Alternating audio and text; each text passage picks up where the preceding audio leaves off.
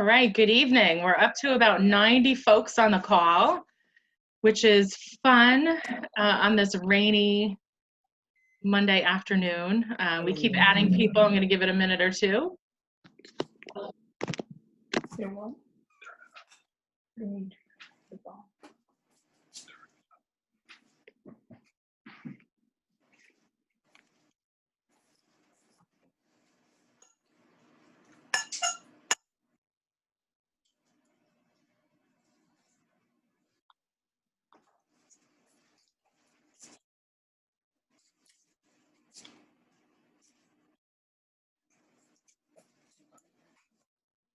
¿Se están conectando?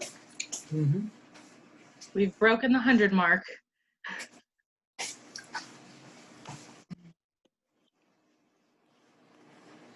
No prendí tu cámara. Está bien.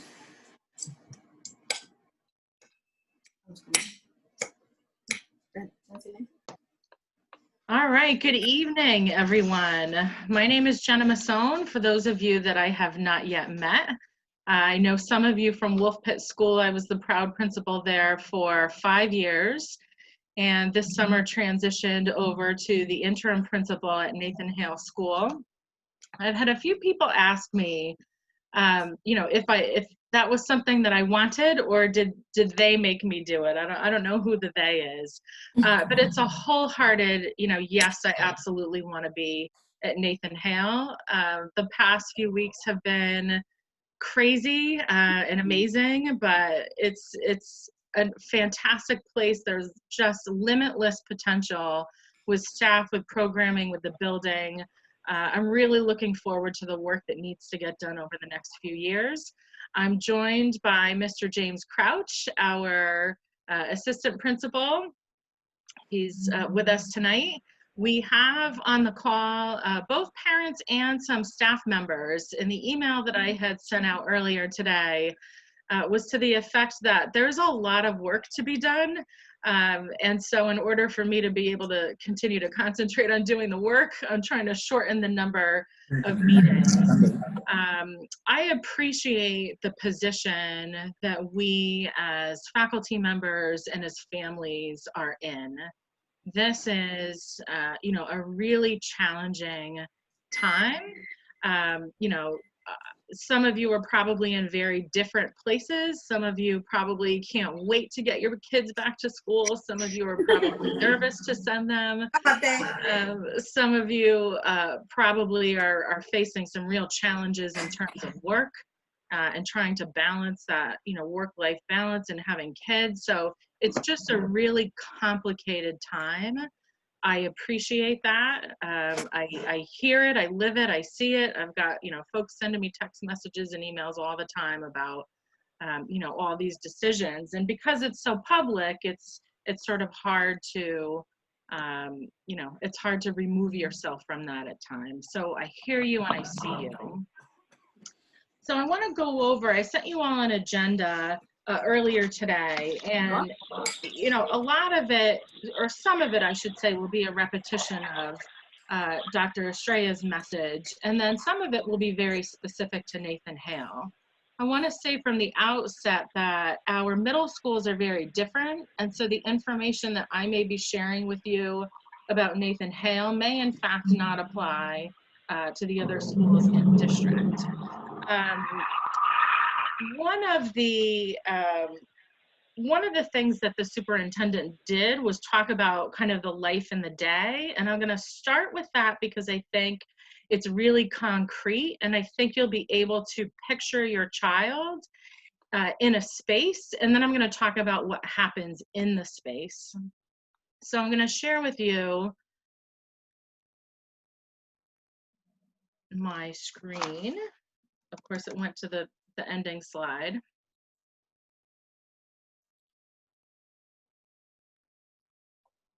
Let me just pull it back up this way. Can't do that. Okay, here we go. So for those of you that have asked about cohorting and what this looks like, this is the entire Nathan Hale Middle School population. These are average numbers. They're not exact as of today. You know, the current number is 617 students. You know, this says 620, so we're kind of in the ballpark. Other folks asked about whether or not we were going to continue with the house model, and the answer to that is yes. So this is a glance of the entire school. 3 houses: Justice House, Revolution House, and Liberty House. They are situated in different parts of the school. So there are some rooms, if you're familiar with Nathan Hale, there are some classrooms that are going to be you know, moved from last year, but this represents what each house looks like. And then within a house, if we take a look at Justice, this would be the 218, approximately 218 students that are in the entire Justice House. So again, they're all together, they're all in the same hallway. And then if we break that down even further, we have what I'm referring to as a learning pod. And if you take a look at this learning pod, you have, and these are maximum numbers, these are not actual numbers. So the maximum number of children you would have in this pod would be 28 times 3. Each of these children would stay in this particular classroom. So for example, if your child were in this group of 28, their homeroom teacher would be Jessup, and they would not move. They would stay in this place. If your child were in this room, their homeroom teacher would be Mr. Munt. They would stay in place, they would not move, and same thing for the bottom cohort. And instead of the traditional middle school model where that bell rings and all the kids float out into the hallway and walk around, the children actually stay in this place and the teachers rotate. So Jessup would rotate over here to this cohort, Munt would rotate over here to this cohort, and oops, the teacher on the bottom would rotate over. So if you take a look at one of those classes, within the 28 students, what we tried to do was cohort by electives to the extent that we could. And we really did not receive guidance on this until Friday afternoon from the state about what the music program was going to look like. So in this example of 28 students, the effort is made to try to cohort 14 band students and 14 French students, with the idea of having folks, having children access to live instruction in at least one of their electives. And we can meet the state safety guidelines if we do this cohorting. And I hope that you can appreciate with this example that it requires really an individual look at every single child, which is part of the reason why this is taking some time. So that's the cohorting piece. Each cohort, each house is going to have a separate entrance. So we're going to stagger entrances or arrivals in the morning in terms of time, and you will get your exact time. You know, at some point soon, we'll talk about my goal for getting you that information. But for example, the Justice House is going to be entering the building on the side, Revolution House on the other side, and Liberty through the front doors.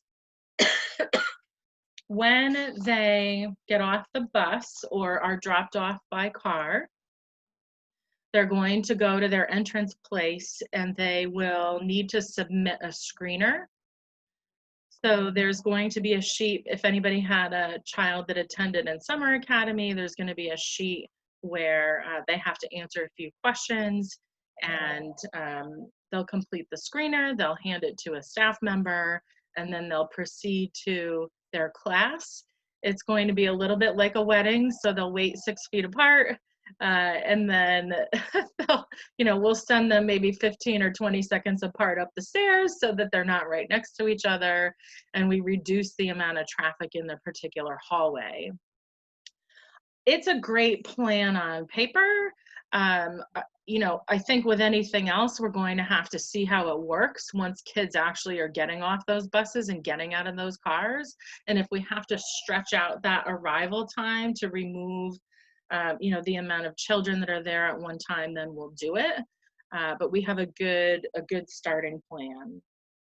Once they get into those learning pods and those cohort classes, like I showed you in the pie, the classrooms look different. So we have desks that are situated 6 feet apart. So the custodians are busy this week removing furniture from classes, and they'll sit in rows. There's a mask requirement, so they're supposed to come in with a mask every day. There is a hand washing requirement or a hand sanitizing requirement upon entry, and then at various points throughout the day, to make sure that they're practicing that. And it's just going to become, something that everybody does. They come in, they sit down, they log on wash their hands, log on the computer, and kind of carry on with their day. Some folks have asked about the ventilation system and what that looks like. And Mr. Crouch and I did a walk of the building today and identified which rooms have air conditioners and which don't. There are some rooms that face the exterior, the field in the back, that get quite hot. So we have put in a request for some additional air conditioners to be placed in rooms. To the extent possible, we have most kids in classrooms with ACs. There are sort of two components to that. One is that if you run an AC, the state, certainly for Summer Academy, had us keep one window open. So, that was one effort to increase circulation. But a second piece is just the air ventilation system that's in the building. So one of the questions was about an interior classroom that had no exterior windows. There is a ventilation system that runs throughout the building that moves air. To get really technical, we had I believe it was a MERV 8 filter, where we have since upgraded to a MERV 10 filter, and by either September or October, we'll have a MERV 13 filter. I couldn't tell you what a MERV filter is or does, but I feel like going from 8 to 10 to 13 has to be a good thing. So that's another component, of the process. The state is requiring ventilation systems to be operating at full capacity at all times.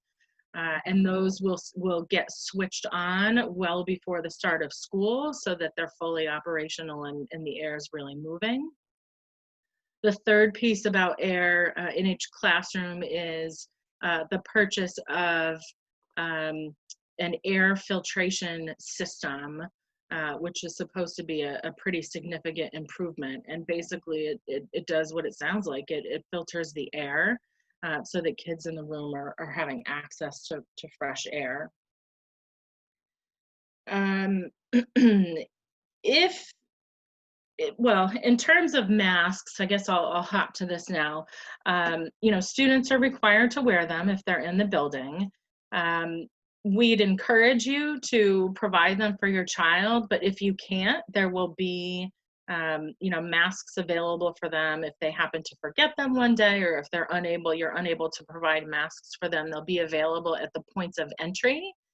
If you have a child that has medical needs or behavior needs and they happen to go through several masks a day, that's fine too. We'll provide it for them. There are mask breaks that are outlined as part of our daily offering, and there is a natural mask break that will certainly occur when children eat lunch, so you can't eat with a mask. So they certainly will take them off and have a break at that point in time. And what I've not done is really delineate a time for that. I think that teachers know their kids, and teachers know when kids need different kinds of breaks. And it's important to me to leave that autonomy up to the teacher so that you understand what that means. For parents on the call, a mask break may be something like everyone is sitting in a homeroom and they decide to, they all agree that, hey, we're going to take these off right now, and nobody's going to get up and walk around. It's sort of, if you've eaten out at a restaurant, it's very similar to that. Sometimes they make you keep your mask on until you get to your table and then you take it off. So while children need to keep them on throughout the day, the mask break, it's possible to take that either in the classroom or outside. So certainly for recess and being outside, that's something that's going to naturally happen during those points in time. So there are, just to reiterate, a planned mask break for sure at lunch and recess. And then at the teacher's discretion, and really, it's somewhat encouraged from us, a mask break at other points in the day. The elementary administrator, the elementary teacher in me wants to not call it a mask break and call it a smile break. I feel like, kids are going to need to see their teachers smiling, and teachers are going to need to see their kids' faces. And so, a smile break kind of makes me feel a little bit better about it. So those are some of the safety precautions that we are putting in place. If there is a child that is exhibiting symptoms throughout the school day, there are, there is a plan and a procedure for that as well. So within our health center, and it's a very unique health center. If you haven't been in it, there are several sort of smaller rooms within this larger, excuse me, larger nurse's office. And so we've identified places for several children, should we need it, that will be identified and put in an isolation space. And the faculty that's working with them has full PPE, face shields, gowns, mask, gloves, the whole thing. And then, parents will be contacted and the child will be brought to the, to the front door to be picked up by a parent. So that's the process. There's a really kind of clear, and I don't want to get into the weeds on it tonight, but there are very clear outcomes or kind of a flow chart of who has symptoms, who is exposed, and what the reaction is. And that's really something that's governed by our school nurse, and then our district health director, and potentially the district pediatrician. Excuse me, I've done a lot of talking today.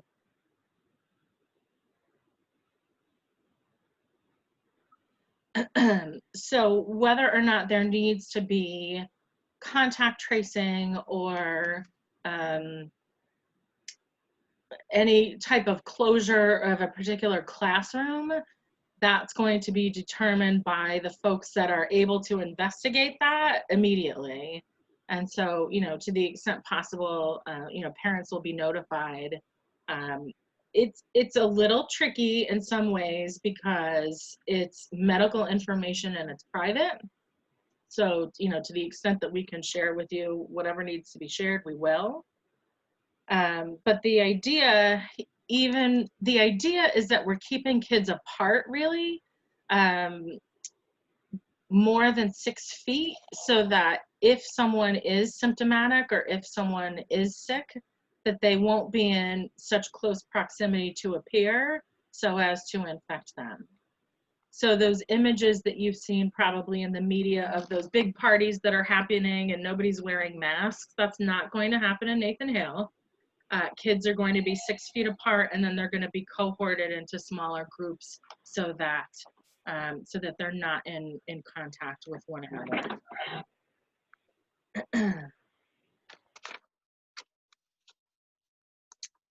In terms of lunch, it's going to be available. Both breakfast and lunch are going to be available to children, and breakfast will be available on carts that will be at the entrance where children come in.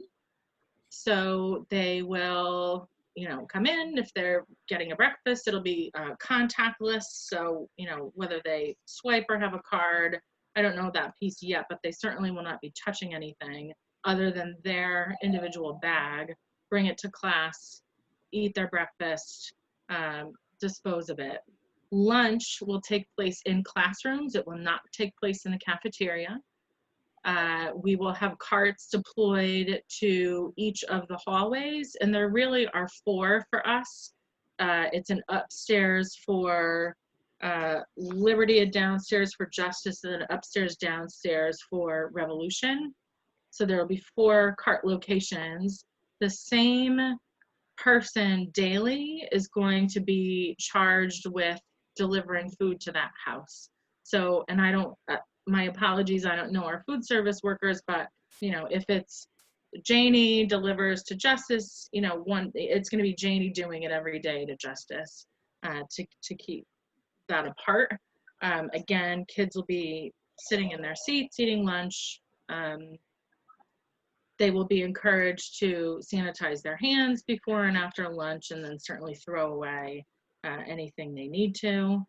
Recess will take place outside. We've identified several locations on our campus where students will exit the building and have some time outside. Again, a smile break, if you will. I did mention daily health screenings. Several questions about cleaning. So as you can imagine, there an uptick certainly in our cleaning protocols. And so there will be regular deep cleaning and sanitizing high touch surface points throughout the day. So stair railings, I happen to be someone who always holds the railing and always, sanitizes my hand after the railing, but those will continue to be cleaned. Restrooms will be cleaned at least twice per day. We talked about HEPA filters. We talked about masks. Health screenings will take place in the morning. Staggered entry, signage. There are signs in the hallways encouraging children to stay apart. That's really going to be something that, again, sort of in that wedding march, idea is going to be facilitated by the adults. So if there is a situation where folks are, students are going from one place to another, they'll be encouraged to be 6 feet apart. We saw this handled pretty successfully in Summer Academy, and middle school kids get it, which is nice. My little elementary ones were bumping into each other, and it was interesting, but they'll all learn for sure. We talked about, I explained the cohorting piece. And so what I showed you in that last kind of group of 28 that will be the cohort, we will be identifying which children are attending school on which days. And here's where, you're going to need to hang on to your hats a little bit on this one. There will be visuals coming. There will be a calendar coming. You will get that. But just to explain it, it will be AAABB and then BBBAA. And the purpose for that is that so within a 2-week period of time, your child has 5 continuous days of instruction in the school. So that's going to come home, and it will give you a sense of which group your child is in. Those groups have to be assigned, and some folks have said, oh, well, will it just be, A through M and L through Z? And it's really not that simple. We have siblings. We have 44 sets of siblings in our school. I have the list. I have the names. There are some with 3 kids in a family in our school. I think 3 is the max, and then the rest have 2. Some siblings have different last names. We still know who you are, and the intent is to cohort those children on the same day. So brother and sister or sisters will come together on the AAA day and then be home on the BB day, and that will remain consistent throughout the year or throughout the time that we're employing the schedule. As you can imagine, if there's sort of something lopsided in terms of numbers, we can't just automatically say A through M. We really do have to look at numbers. And then also we're trying to cohort for some specials that will take place with in-person instruction. So that takes quite a bit of time. There are kind of three, if you think about our cohorting process, it's identified kind of three groups. There is a group of children that have IEPs that receive a significant amount of academic support and related service support. So on average, it's, children that have 5 or more hours of support on their IEPs will have access to 5 days in-person instruction. Those families have not yet been contacted. So again, that's part of kind of our process and the things that have to be done between now and the start of school. The next sort of group of children is the students that are in level 1 according to their Loss Link scores. So those real newcomer children that require a lot of support linguistically will also have access to 5 days of instruction. And again, that has not yet been communicated to families. Either tomorrow or the next day that will happen. So those children have to be placed. And Mr. Crouch and I felt pretty strongly that we wanted to wait and hear what guidance was from the state about what music would look like. And the guidance came out late Friday afternoon, and we had a conversation. I'm in meetings with district admin almost daily, and the conversation is that if done in a certain way, we can cohort band students and orchestra students so that they can have an in-person experience during the school day. So what we've done is taken all of the, it was a lot of cutting and pasting, all of the Liberty House 6th graders who are in band and put them in one cohort so that when it's their time to go down to their band class, they can walk down 6 feet apart. They can sit in the auditorium, which is very large in a very spread out way. We can't cohort by instruments, so I can't do all the trumpets together and all the flutes together, but we can do it certainly by just band instruments. So the intent is to have those kids have an in-person band experience and an in-person orchestra experience. Chorus gets a little bit more challenging. We have a significant amount of students that are on the chorus roster.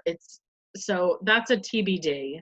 I can tell you we cannot send 35 students down or 28 students down to the chorus room. The room itself does not have the capacity to hold that many.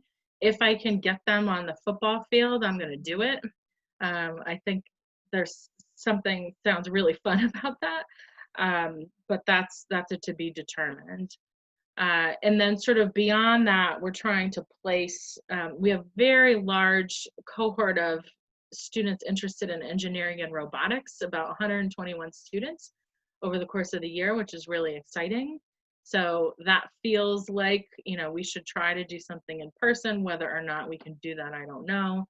And then we'll go ahead and place the languages, the academic supports and whatnot. The one piece that some of you have emailed and asked about are students with 504 accommodations and whether or not they will have access to 5-day instruction in person. I do not yet have guidance on that. I hear your question. I will answer it, when I'm able to, but that's something of which I am aware, and we will be addressing. In terms of your questions, and I appreciate those of you that emailed some to me. It looks as if we're probably okay on time, and maybe I'll take a few at the end, but I'm going to go through this list now and address some of them that you have sent. Somebody asked about quarantine after returning from vacation, and that's really based on state guidelines. So the state of Connecticut website has identified states that are high risk, and if you return from a vacation to those states, you are to quarantine for 14 days. That's going to be part of your responsibility as a parent. So we can make these plans and make these provisions and do all this work, but really at the end of the day, you as parents are also going to have to ensure that your children, excuse me, are taking safety precautions as well. And so when they're out of school, you know, maybe it's not having a party with 20 kids with no masks on in your living room because it's not safe. So we really need to work as partners in this. You know, we've worked diligently all summer to come up with these plans, and we just asked for your cooperation. Our teachers ask for it also. You know, they're coming back to work eager to get going, and we want to make sure we stay safe as a community. So if you do travel out of state, please do adhere to those guidelines. I answered the question about windows open and AC. If you have an AC in the classroom, the window is supposed to be open, but again, we're also going to have the building-wide filtration system and the filter that's within the classroom. A question came up about kids who don't wear masks correctly. Again, I'm going to ask for parent support on this. I think the greatest influencer really is probably peers. So we certainly can, as faculty and staff, and we will encourage children to do the right thing. But it's going to be the peers, I think, that will make the most difference. So I would encourage you to talk to your children about what to do with a child, you know, that's tempted to take the mask off in the bathroom. You know, it's a really interesting phenomenon. I don't know how many of you out there have, you know, have been working all along or have been away from work and have gotten back to work, but as people start to come into the school building, I've seen this several times. They come in with their mask and you know, very proper and kind of following, and as the conversation continues, it's, you know, the mask kind of starts to drop, and you know, people's guards kind of let down a little bit. And we can't do that. So, you know, I take responsibility for that behavior as an administrator, both with faculty and staff and students. So it can't be the let your guard down piece in a free moment unless, you know, we're appropriately spaced apart. If there's a child who's willfully not following the rules, there will be progressive discipline so that, you know, maybe on first offense, it's a warning. On second offense, it's a removal of a privilege to come to school and participate in the hybrid program. And maybe we start with a week, and then we up to 2 weeks, and then we up to, you know, a month. We'll have to see. My hope is that, you know, kids are really respectful of the importance and the need for this. It really is a health and safety issue. You know, it shouldn't be a behavior issue, but there will be a progressive discipline approach to that. The status of gifted and talented. I have a meeting on Wednesday morning with that program. Those children will not be cohorted together in one room. I do know that. I believe it was a push-in model to ELA last year. It will be some iteration of that this year. Algebra teachers or algebra teacher, I believe we've identified the algebra teacher, but those announcements have not yet been made, and I'll talk about that at the end. Cohorting, I did talk about.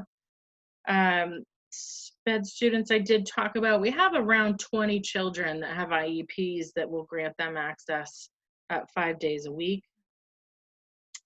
Bus assignments and schedules, those will be coming out at some point before school starts for sure, as they typically do. And those really, it's, you know, children will load from the front to back right? So if they get on first, they're automatically going all the way to the back. And then when they get to school and they come off, it's the children in the front that will get off first, so that there really aren't children passing one another. And attempts will be made to space kids out. That's something that our transportation coordinator is working on. School nurse will be available for regular visits as well. So if there are children in the building that are diabetic and require medication, or have an inhaler and require that, for sure there will be sort of typical, a space for typical nurse visits, or well visits, if you will. And then the isolation room is an entirely separate place. Sixth grade orientation will take place 1 week from today. So I know we have some sixth grade parents on here who are a little eager, or their kids are eager, I should say, to learn a little bit more about the school. So that is happening. We're gonna have some folks live, and then play a video that gives a tour of the school. So we're looking forward to that. Kids will not be using lockers this year. So they're going to come with their backpacks and bring their supplies. They'll go on the back of their chair and stay there, since they're not traveling from room to room.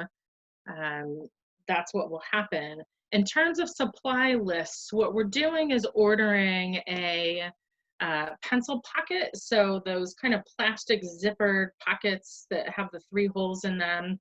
And we're going to be stuffing them with pencils and a highlighter, eraser, colored pencils, and a sharpener. So every child will get one. The homeroom teachers will be charged with handing those out. You can kind of look at the supply list in a variety of ways. There are some kids and some parents that love the back to school shopping, and it's sort of that feeling of excitement and whatnot. You're welcome to purchase your own supplies. We felt like we wanted to, and I did it at the elementary level too at Wolf Pit, sort of level the playing field in terms of expectations, and that supply packet really becomes part of their academic day, and it becomes an academic tool like everything else, and it's not shared. So there is no longer a pencil container on a table in the back of the room that kids can go to if they need to. They'll have their own individual supplies and use them that way. Distance learning. So in terms of numbers, I'm showing 617 children on our roster. 191 students selected distance learning. So about 30% of our school population is going to be home. 389 students selected the hybrid model. So about 70% of our students will be in school.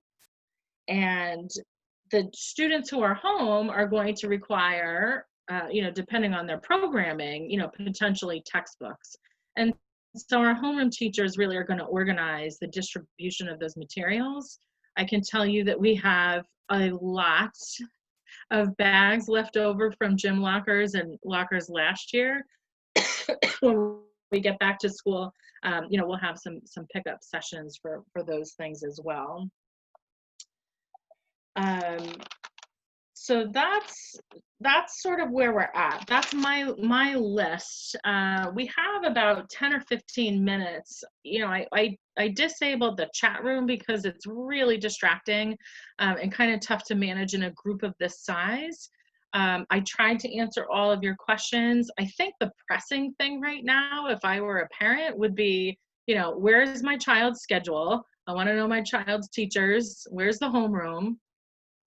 My hope is to have that probably by Tuesday of next week, if we can turn that over. So what needs to happen first, and I want you to understand the process that's behind this, and it has to be done right in order for your kids to have a positive learning experience. The process really is for Mr. Crouch and I, like I said, to identify kids with IEPs, kids that are ELL, kids that are in band, kids that are in language, cohort all those kids, then balance it with who's in school and who's out of school so that we have no more than 12. and then balance it with siblings. So that process is very complicated and hours long. And what we'll end up with at the end is a homeroom that's somewhat similar to your child's elementary experience, where they're going to travel with this pod or this homeroom of kids. And so he and I are able to get to that place where we have a homeroom list, but then we really need to turn that over to the guidance counselors and have them take a look to make sure that if your child, has one cherished friend that, they absolutely need, that we're somehow, honoring that, or if they've had some trouble with other kids, we're recognizing that and honoring that as well. So you can imagine that that's going to take a few more days. My hope again is maybe next Tuesday, and then they'll get to see their schedule. If something happens between now and then and it gets pushed off a few days, I will let you know. But I imagine that that's sort of piece number one that you're probably looking for, and then piece number two that you're certainly looking for is whether or not they're on the AAABB or BBBAA, because you need to plan childcare. You need to plan, if you have children in multiple schools, if you have elementary, middle, high, I can feel it. I know it's stressful. But in order to get to that point, the class lists have to be stable and they have to be balanced again on siblings and who's in, who's out. And it's a process. So we'll likely adhere to the extent that we can to alphabet, but it's not going to be a perfect match. And it's more going to be based on, on who's in and who's out and their elective course selections. So it's coming. I'm sorry it's taking so long. I couldn't give it to you until, certainly until all the surveys were back. Kathy was great about calling everybody. I certainly couldn't give it to you before I had guidance about band and music. So we've got the information that we need at this point, and now we just have to, put our heads down and get it done. So while I take a sip of water, if there is anything that I have not addressed, I'm gonna trust your trust your manners. If you want to unmute and ask a question, I'm happy to try to address it. Mr. Donahue, I don't see you, but I see something. I was just curious when we're going to see some information about busing and what the plan for busing is and social distancing on busing. So it's my understanding that kids are so siblings will sit together on a bus. They will load from, like I said, the front to the back. And I believe it's every other seat on opposite sides is my understanding, if that makes sense. So it's like 1, 3, 5 on one side and 2 and 4 on the other side. Got it. It could be wider than that, but that was the last that I had heard about about the bus. Okay, thank you. You're welcome. I can't see your hand, so you gotta. Hello. Hi. Paula, is that you? Can you hear me? Hi, yes. So you were talking about the band, and so they're going to be in the auditorium, if I'm understanding it correctly. And will they be like spread out throughout the auditorium or on the stage? I'm just kind of concerned about the whole instrument playing piece of it. So there's guidance, and if anybody wants, it's called Addendum 7, which means that there were 6 previous addendums. But Addendum 7 outlines the guidance from the state, and there are very specific space requirements. They also, I'm going to get this wrong, so there's some type of covering that to me seemed like a shower cap that you would put over the end of some of the instruments that would kind of prevent spray, we'll call it. What I think that you know, we got the guidance, like I said, on Friday, made the decision to cohort based on that today. So we're early in that process. The next step really is for, you know, Ed to take a look at those groups and then place kids in the space. I think if you're a parent that has concerns about that, you can wait. You can always opt out of band at some point in time if you're not comfortable with that, and that's fine. Okay.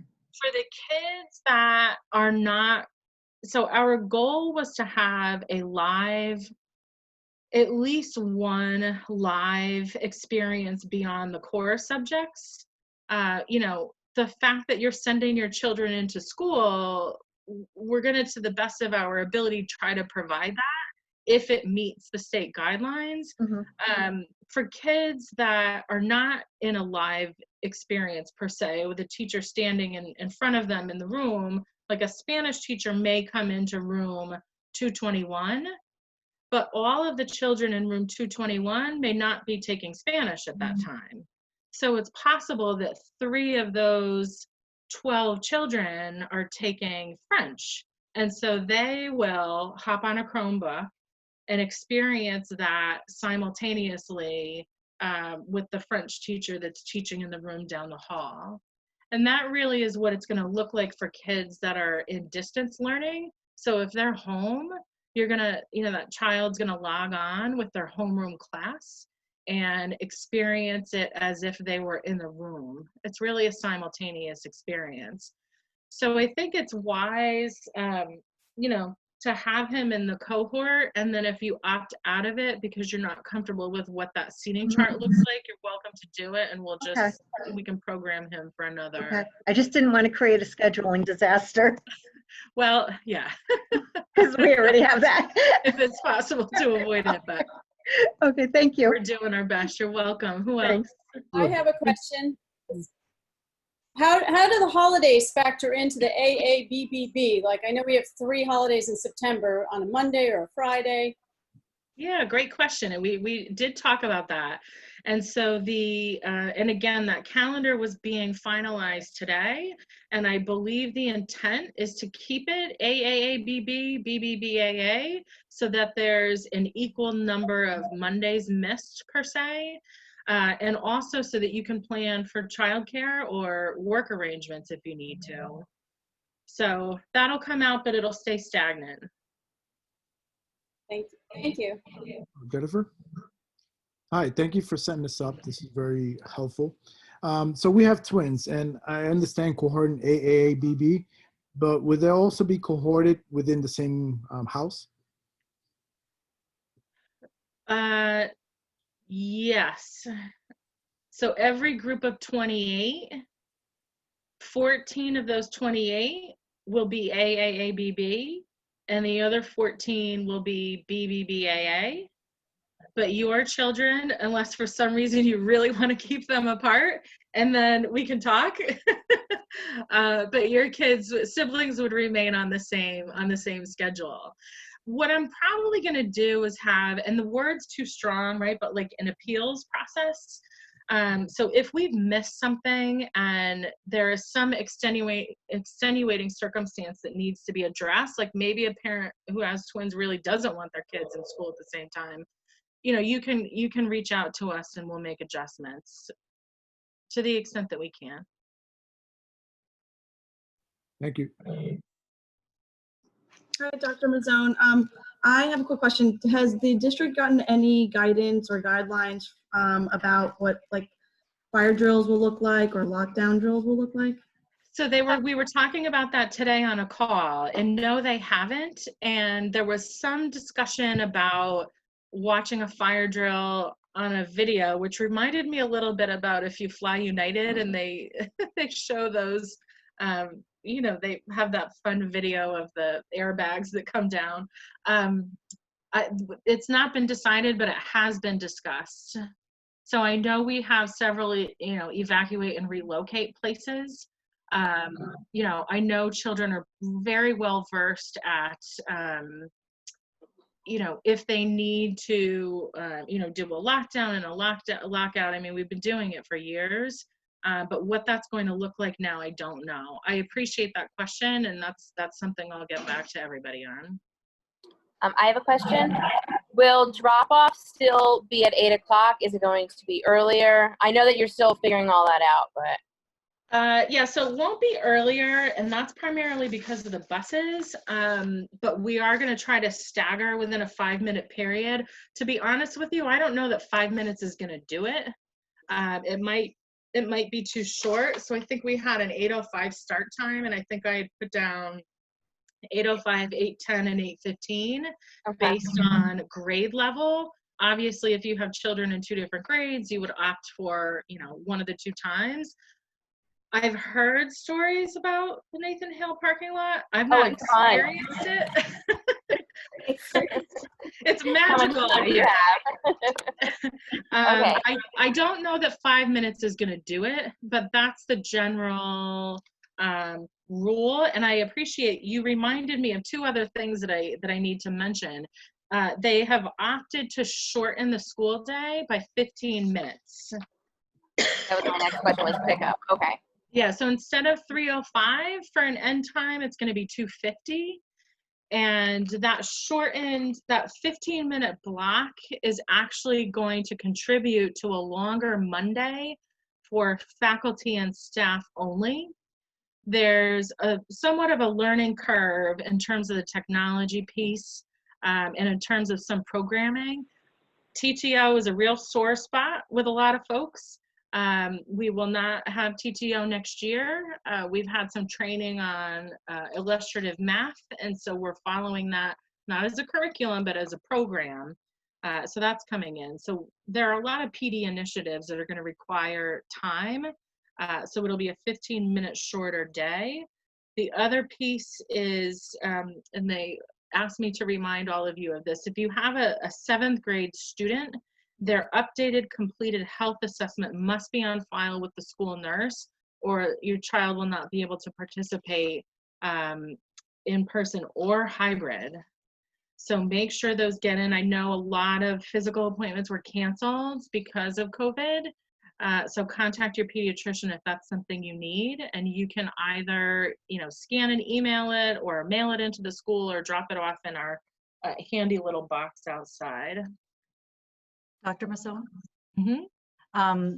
I just found out from my pediatrician that my daughter's physical is not till September, but they said that her physical is still good a few months out, but yet she does have to have a nurse appointment to get her vaccines. So that might be something that other families might run into. They may not be able to schedule a complete physical right now, but they may be able to get a nurse appointment to get the vaccines that are necessary.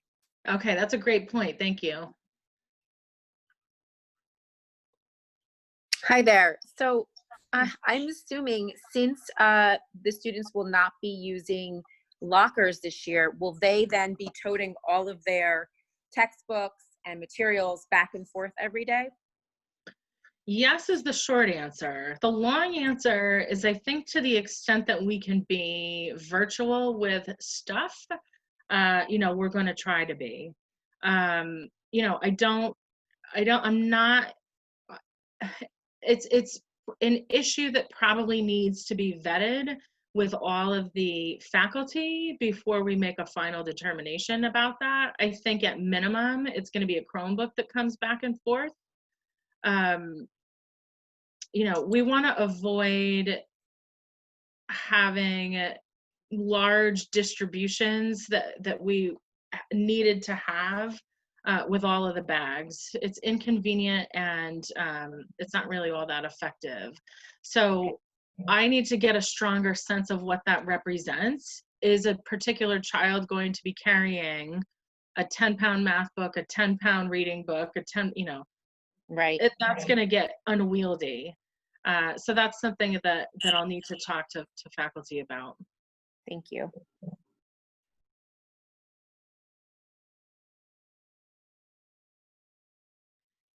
So I appreciate everybody's questions. You are welcome to email me at any point in time.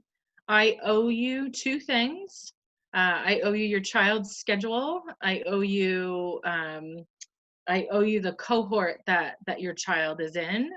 And like I said, I hope to have that on Tuesday.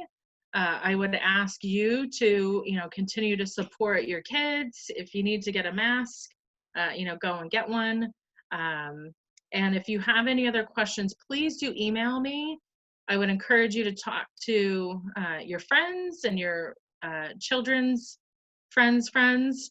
And I really want to make everyone feel confident about the plan that we have and confident in your ability to make a choice. So whatever works for your family and your situation is, is something that we encourage you to do. I'm happy about the work that's gone into all of the planning so far this year. I can't ever remember a summer where we've worked so hard, and it really is in an effort to make sure that your children have a safe and effective school year. And I'm just so proud to be joining all of you and joining this community. I can't tell you, it's really an honor. So I wish we were in person and I could shake your hand and we're under different circumstances, but I'm happy to be leading at this time and looking forward to a great year. So thank you and be well.